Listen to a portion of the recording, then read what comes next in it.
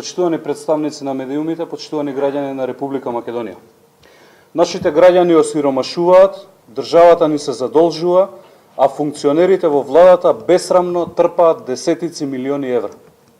Криминалниот картел во врвот на власта влегува во милионски бизниси. Зоран Заев и Кочо Андјушев треба да одговорат за колку е зголемен нивниот имот или имотот на нивните најблиски откако се на функција и зошто истото не е внесено во нивните анкетни листови. Ова, почитувани, е имотниот лист на Зоран Заев, пријавен во ДКСК.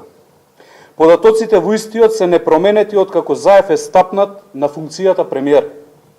Целата јавност добро знае дека од тогаш фамилијата на Заев влезе во два големи милионски бизниси.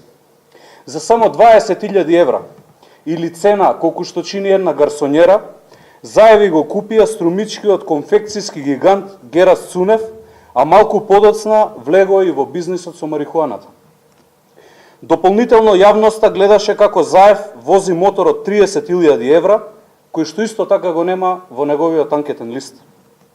Заев треба да одговори за колку се зголеми неговиот имот откако тој е премиер и доколку се зголемил зошто истото правовремено не е пријавено и внесено во неговиот анкетен лист.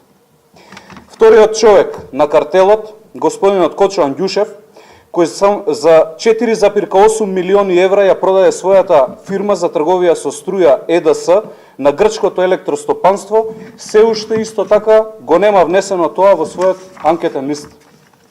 Ова, почитувани, е анкетниот лист на господинот Кочо Андјушев, исто така од интернет страницата на ДКСК, и на истиот не може да се забележи податок од продажбата. Зошто Андјушев не ги внел 4,8 милиони евра кои ги добил од продажбата на својата фирма на својот анкетен лист? Дали и што кријат Заев и Андјушев? Луѓето кои ветуваат транспарентност од опозиција сега се кријат од јавноста и напаѓаат новинари и професионалци кои си ја вршат својата работа, само затоа што решиле отворено да зборуваат за работи кои не му одговараат на овој картел.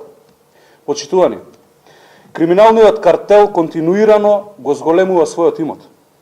Со самото доаѓање на власт почнаа да се нижат државни тендери во милионски износи.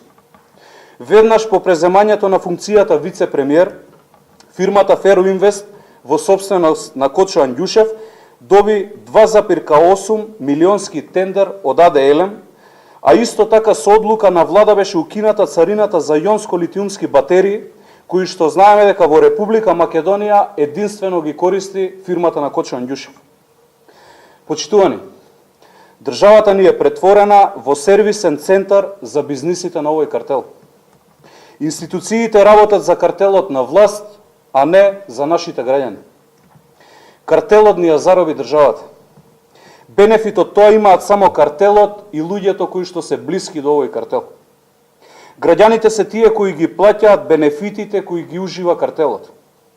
Ова злоупотребување на институциите и на државните ресурси мора час поскоро да запре. Нашите граѓани заслужуваат подобро. Ви благодарам.